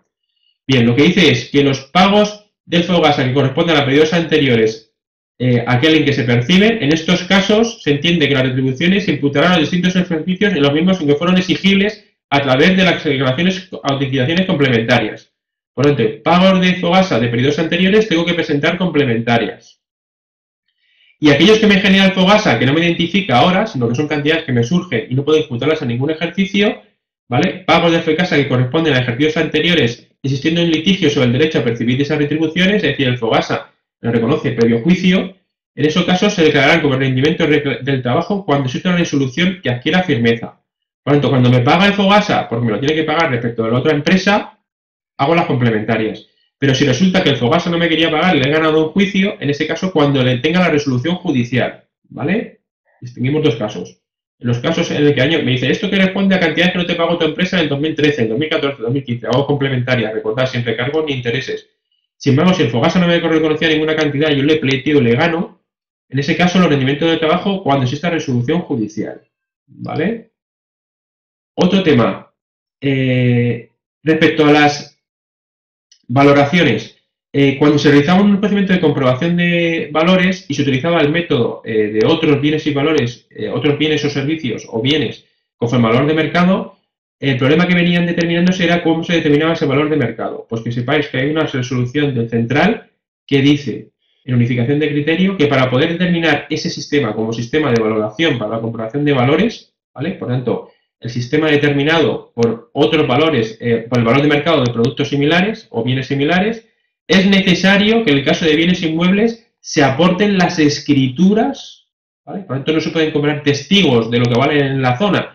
Tiene que aportar las escrituras de las operaciones en que se sustentan. Por lo tanto, para que esa valoración se admita, se deben aportar las escrituras públicas donde se escriba el bien y el valor asignado.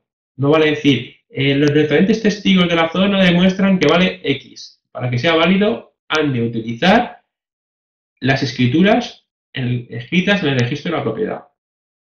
¿Vale? Otro tema. Otra cuestión. Lo mismo que... bueno, este es muy importante. ¿Vale? Recursos extraordinarios de la alzada. Por favor, tenerlo en cuenta porque yo creo que es posible que os caiga todo este año. ¿Qué ocurre cuando se transmite un bien inmueble? ¿Vale? Se trata de un caso en el que se transmite un bien inmueble. Yo tengo el precio de venta, pero no tengo el precio de compra. ¿Por qué? Porque yo le requiero al contribuyente para que me traiga el precio de compra de ese inmueble y no me aporta las escrituras. De tal manera que yo sé cuánto lo ha vendido, porque sí que tengo la información del precio de venta, pero no tengo el precio de compra. Pues aquí lo que dice es que la adquisición venía considerando que como no tenía precio de compra, el precio de adquisición es cero, ¿vale? El precio de adquisición es cero. Y lo que dice Central en unificación de criterio es que nunca se puede considerar cero, que podrá determinarse otros valores. Entre ellos, por ejemplo, podría utilizarse cualquiera, ¿vale? Como puede ser el valor catastral. Por tanto, ojo, no puede considerar como valor de adquisición 0 euros en el cálculo de una ganancia patrimonial, aunque el contribuyente no aporte la documentación. Por tanto, si tuviéramos un caso en el que el contribuyente ha vendido, tenemos el precio de venta, pero no nos aporta el precio de adquisición y no podemos saberlo, no podemos decir que entonces el valor de adquisición es cero y la ganancia patrimonial es la totalidad. Lo que dice es que podrás utilizar cualquiera de los sistemas del artículo 57 y, por ejemplo, podríamos hablar de la posibilidad de que se utilizara el valor, ¿vale?, catastral. Por ejemplo, él lo que dice es, por imposición deberíamos determinar un valor. ¿Cómo? Pues lo podemos determinar pues de forma que podamos. Es decir, si tienes alguna comprobación de valores, un valor real del inmueble, por tanto, una referencia podría ser la valoración catastral. Más o menos, esto lo tenemos, los casos que estamos viendo, ¿vale? La idea de que no pongáis cero. Tenemos que decir que tenemos que utilizar otro medio para determinar un valor razonable, pero que en ningún caso debería ser cero. Hasta aquí.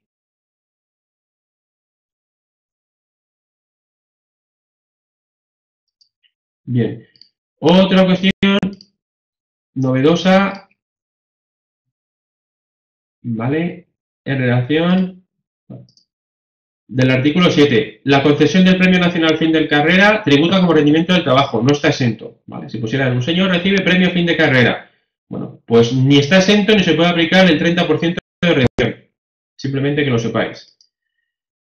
La acción de régimen de trabajadores desplazados supone perder derecho a la familia numerosa y a la deducción por maternidad o persona nacida a cargo. Se trata de un contribuyente que se acoge al régimen de trabajadores desplazados, régimen especial, sabéis, que tributa por el IRNR en lugar por el IRPF. En ese caso perdería la deducción por maternidad y la deducción por familia numerosa o persona con discapacidad. Hay una consulta de tributos de abril de 2017. Pareja de hecho y cónyuge no son equiparables a efecto de determinar la residencia de los funcionarios de la Unión Europea. Sabéis que el IRPF establece, el artículo 9, que se considerarán no residentes aquellos que presentan diplomáticos o consulares, así como su cónyuge. Si es una pareja de hecho, no se aplica esta regla, ¿vale? No se aplica la regla de residencia en el extranjero para el cónyuge cuando no es, sino que se trata de una pareja de hecho, ¿vale? Imaginad que tenemos un administrador de una empresa que paga a autónomos. Las cotizaciones al régimen especial de autónomos que realiza un contribuyente por el desempeño de sus funciones de administrador, sean gratuitas o no, tendrán el derecho de gasto deducible para determinar el rendimiento neto del trabajo, pudiendo resultar negativo. Una consulta de febrero.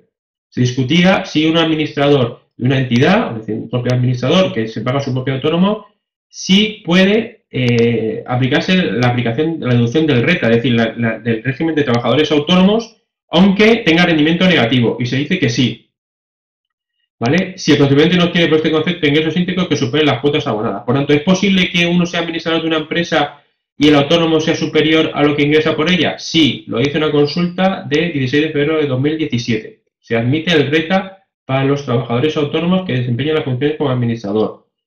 Viviendas gratuitas de porteros. Una vivienda al portero que se le deja de forma gratuita, lo que se dice es que es una retribución en especie, al igual que si se le paga la luz o el agua o la calefacción. Por tanto, si hay un portero que vive en una vivienda, tendrá una retribución en especie y si además no paga ni luz, ni agua, ni teléfono, ni calefacción, también hay retribución en especie. Obligación de declarar, ¿vale?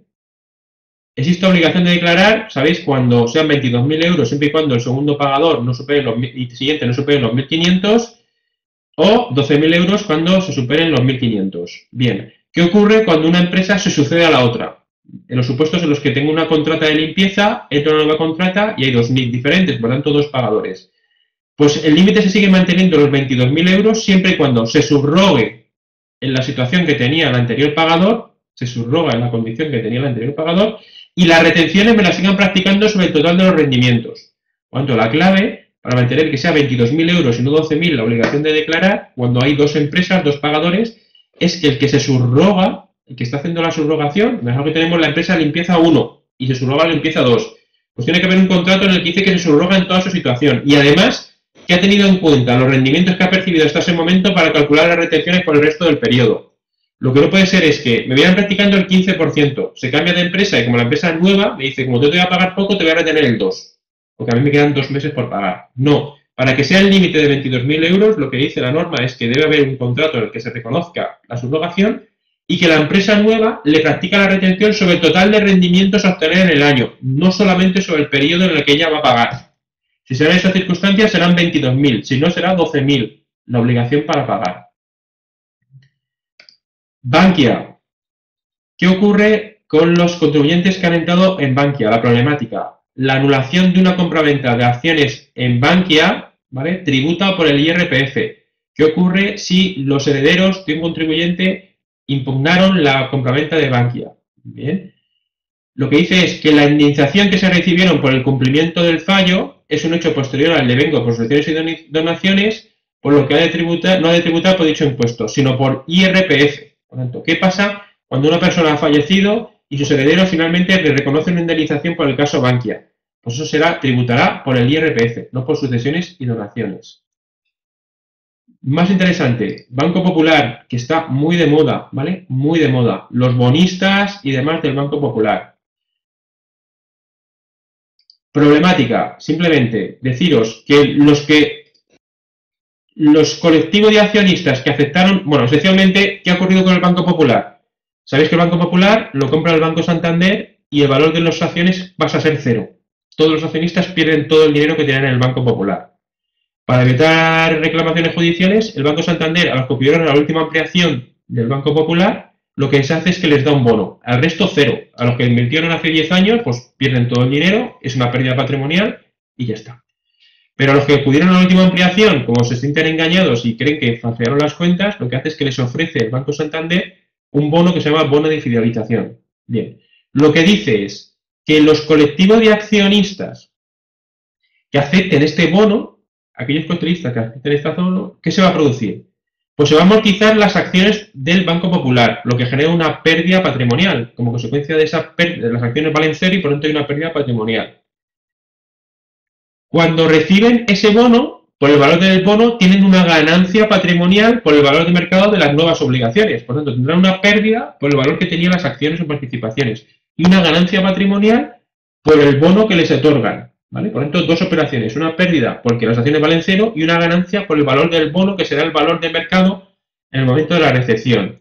Los intereses que le van pagando ese bono, ¿vale?, son rendimientos de capital mobiliario que se pagarán trimestrales. ¿Vale? Y cuando vendan ese bono, pues habrá una ganancia patrimonial por la diferencia entre el precio de adquisición, valor de transmisión y el valor de adquisición, que será rendimiento de capital mobiliario. ¿Vale? Por tanto, cuando vendan el bono hay rendimiento de capital mobiliario, tanto por los intereses que ha cobrado como por la venta del bono. Y por la amortización de las acciones tienen valor 0 euros, pérdida patrimonial y ganancia patrimonial automática por la recepción del bono del Banco Santander. ¿Qué ocurre con aquellos accionistas que no aceptan el bono? Yo voy a reclamar judicialmente. Esos tienen una pérdida patrimonial, dado que sus acciones valían 5.000 y ahora valen 0, una pérdida patrimonial de 5.000 que va a la base imponible del ahorro. Más o menos, ¿ha quedado claro? Es que esto está muy de moda y de hecho viene hasta en el borrador. Viene hasta en el borrador esta información. ¿Vale? Por tanto, acordaros, Banco Popular, Banco Santander, lo que va a pasar es, si cojo el bono, tengo una pérdida patrimonial porque las acciones valen 0 y una ganancia patrimonial por el valor que me diga que vale el bono. Los intereses que cobre rendimiento de capital mobiliario y cuando venda el bono, rendimiento de capital mobiliario por la diferencia entre valor de adquisición y valor de transmisión. Si no cojo el bono, pérdida patrimonial. Si soy un accionista que no tengo derecho al bono porque era muy antiguo y no se dan las circunstancias, pérdida patrimonial. ¿Vale? Muy importante, porque viene esta información en el borrador. ¿Vale? Por tanto, ojo, porque está hasta en el borrador de este ejercicio. Acogimiento seguido de adopción. Si se produce el acogimiento preadoptivo y posteriormente una adopción, pues luego dice que se puede aplicar la deducción de los 100 euros por madre, deducción por maternidad, y cuando se empezará a computar el plazo de los 3 años. Dice, en el caso de acogimiento seguido de adopción, deberá entenderse que se produzca con anterioridad, es decir, el acogimiento, por tanto, la deducción, se podrá aplicar a partir de la adopción, el tiempo que reste hasta agotar el plazo de los 3 años. Es decir, que la suma de preadopción y adopción, en total son 3 años. No es preadopción y luego una vez que se adopta otros 3 años más. La suma total de preadopción y adopción es lo que me da los 3 años de deducción por maternidad. Bien. Otra cuestión que os puede interesar. Famoso Wallapop, que sabéis que ha estado de moda también. ¿Cómo tributan eBay, todo lo que vendo en eBay, Vivo, Wallapop, las empresas estas que se venden cosas de segunda mano? ¿Cómo tributa la venta de objetos y accesorios personales de segunda mano efectuada a través de una página web?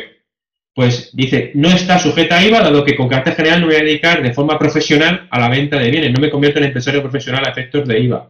¿Qué soy? Tributará por transmisiones patrimoniales onerosas.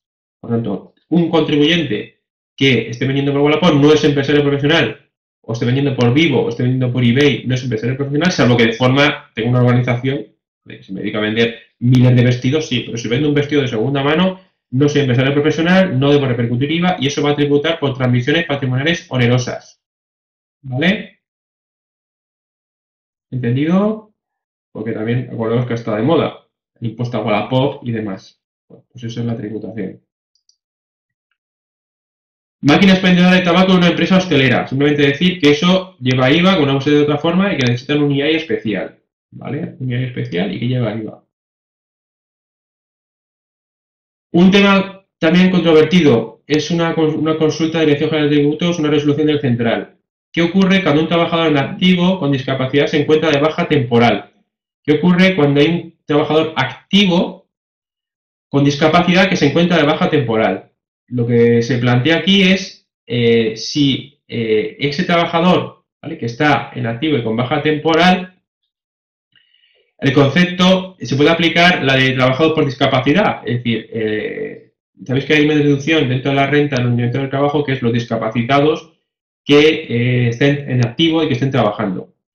Y que, no sé si más o menos la idea es, existe una reducción en el IRPF que es para trabajadores discapacitados que estén en activo.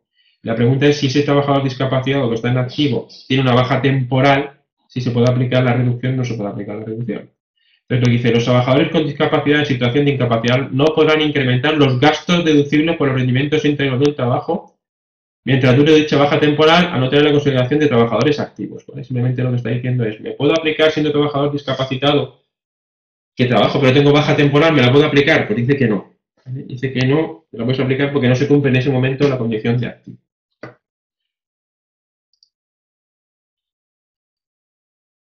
Uno de los supuestos que puede caer en impuestos especiales de matriculación. Imaginaos que tenemos un contribuyente que ha heredado de su marido un vehículo que había sido adquirido con la aplicación del tipo del 4 por persona con discapacidad. Alguien compra un vehículo porque discapacidad, fallece y ese vehículo pasa al heredero. En caso de que se transmita dicho vehículo sin que hayan transcurrido los años, imaginaos que un discapacitado compra un vehículo, fallece al año siguiente y el heredero recibe ese vehículo, lo va a vender. La pregunta es si conlleva que debe reintegrar el beneficio fiscal aplicado en su día. Es decir, sabemos que tienes que estar 4 años para consolidar el beneficio fiscal del tipo 4% para vehículos adquiridos por discapacitados. ¿Qué ocurre?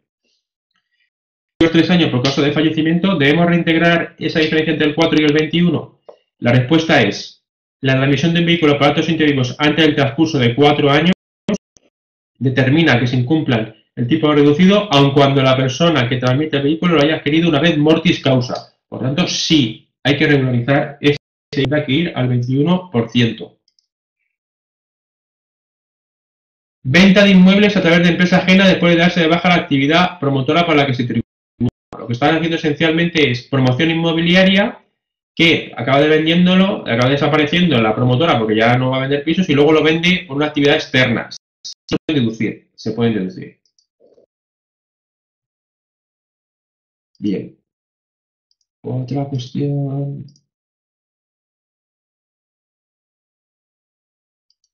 Vale, estas son las que del año pasado. Bien. Cláusula suelo, de la cláusula suelo, que el año pasado parecía que iba a ser uno de los supuestos que estaba de moda. Sabéis que la cláusula suelo lo que esencialmente determinó fue que me devuelven por encima del tipo de interés que me corresponde. Me van a hacer una devolución. ¿Qué le va a pasar al contribuyente? Los bancos le van a entregar un certificado en el que van a decir, usted pagó de más en el 2013 100 euros, en el 2014 500, en el 2015 300. Este es el total a devolver y unos intereses de demora. ¿Te sigue todo el mundo? Carmen, ¿vale? Lo que va a pasar es, cuando me devuelven la cláusula suelo, me van a dar un certificado diciendo, te devuelvo 5.000 euros. Esto corresponde a 2013, a 2014, a 2015, a 2016. Pues, ¿qué va a ocurrir? Pues que tenemos que distinguir dos supuestos, ¿vale? Uno primero, que consiste en, si el contribuyente se aplicó la deducción por vivienda, por esas cantidades tiene que regularizarlas en su renta. Por lo tanto, si yo me apliqué la deducción por vivienda, pues tengo que decir, en el año 2013, 2014 y 2015 me apliqué 500 más de lo que correspondía, porque ahora me los han devuelto. Y por lo tanto, en el año, ¿vale? Se devuelven las cantidades en el año en el que se reconoce la firmeza de la sentencia, ¿vale? En el año que se reconoce la firmeza de la sentencia, ¿vale? Responde normalmente con el pago.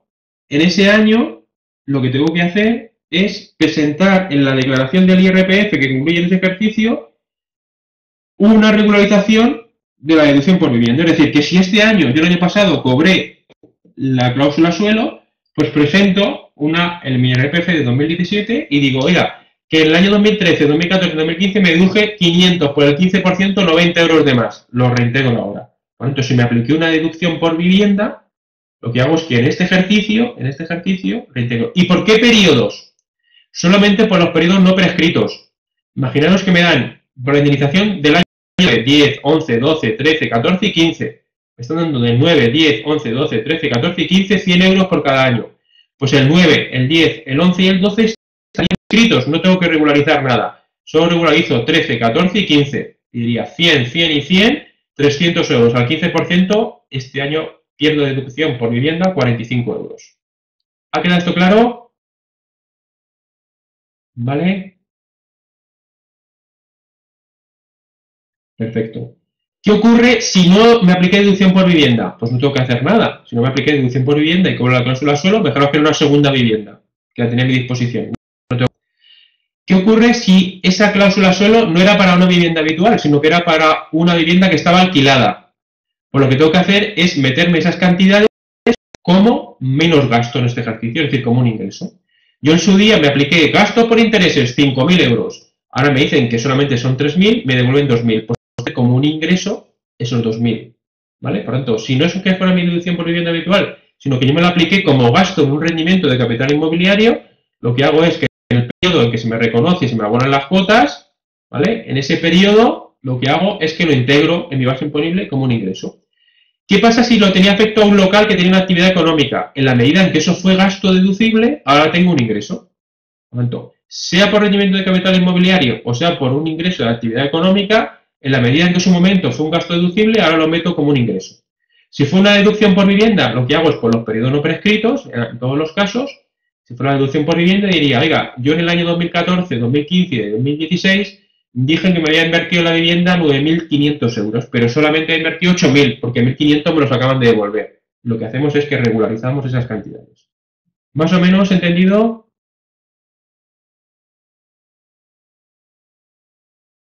¿Vale? Y estos son esencialmente las cuestiones más novedosas, ¿vale? Para que tenéis. Simplemente, no sé, por deciros algo, hay tantísimas cosas, pero simplemente renta. ¿Qué pasa? ¿Cómo tributan los youtubers, bloggers y demás que lo que hacen es, por los socios, por insertar anuncios publicitarios que han creado con el fin de subirlos a las redes sociales?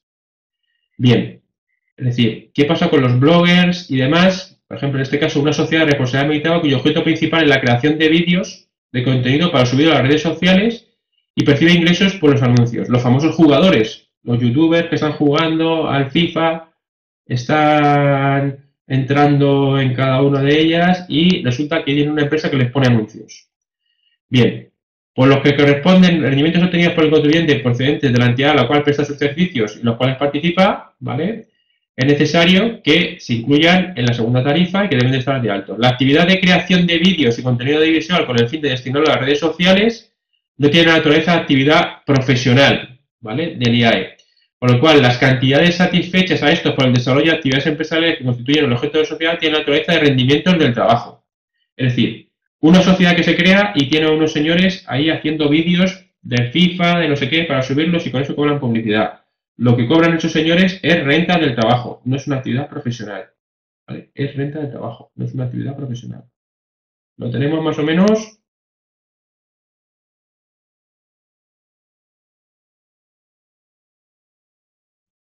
¿Vale? Vale, os voy a pasar este PowerPoint. Este PowerPoint es muy extenso, ¿vale? Trabaja muchísimas cosas. Son 157 PowerPoint, para que os hagáis una idea, en el que se trata por las últimas novedades de todo el año pasado. Simplemente os lo voy a colgar para que lo tengáis. Todo lo que os he contado de forma rápida aquí lo tenéis ahí detallado. Si os viene bien, tenéis tiempo y queréis que es interesante, viene dividido por procedimientos, renta, sociedades y IVA, ¿vale? Las cosas más novedosas. Os lo voy a pasar, son 157 PowerPoint, es mucho material, pero bueno, si queréis mirarlo, ahí tendrás José Manuel. En tu caso, si necesitas material por el tema de la cláusula suelo, ¿vale? Que es lo que está de moda, cláusula suelo y Bankia y Banco Popular, esencialmente son las tres cosas más novedosas de este año, ¿vale? Igual que el pasar los derechos de suscripción, pues este año es estas partes. Entonces lo voy a colgar. Hay mucho material, hay cosas que os interesarán más y cosas que os interesarán menos. Pero si queréis echar un vistazo rápido de las novedades más interesantes, bueno, pues ahí tenéis bastante material. Bien, pues si os parece que ya llevamos casi 2 horas, para que no se haga mucho más pesado el vídeo. La última sesión la realizaremos sobre aduanas e impuestos especiales, ¿vale? Corregiremos el supuesto del año pasado de aduanas e impuestos especiales.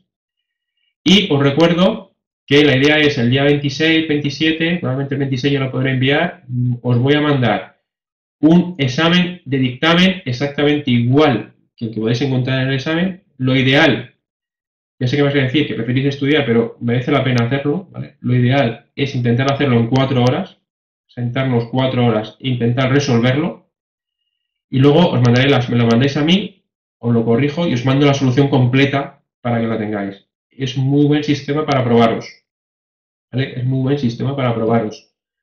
Entonces, os lo colgaré el día 27, lo más seguro, supongo el 26, porque estamos acabando entre todos, los preparadores. Si puedo, lo cuelgo el día 26. La idea es 4 horas, el día 28, como muy tarde, tal y como puse en el, me lo subí para que me dé tiempo a corregirlo. Lo corrijo, os hago los comentarios y os envío la solución para que podáis analizarla. Es interesante, porque hemos trabajado mucho para que sea muy parecido a un examen de dictamen, y si lo hacéis el 26-27, bueno, pues es un repaso general que os puede venir. ¿De acuerdo?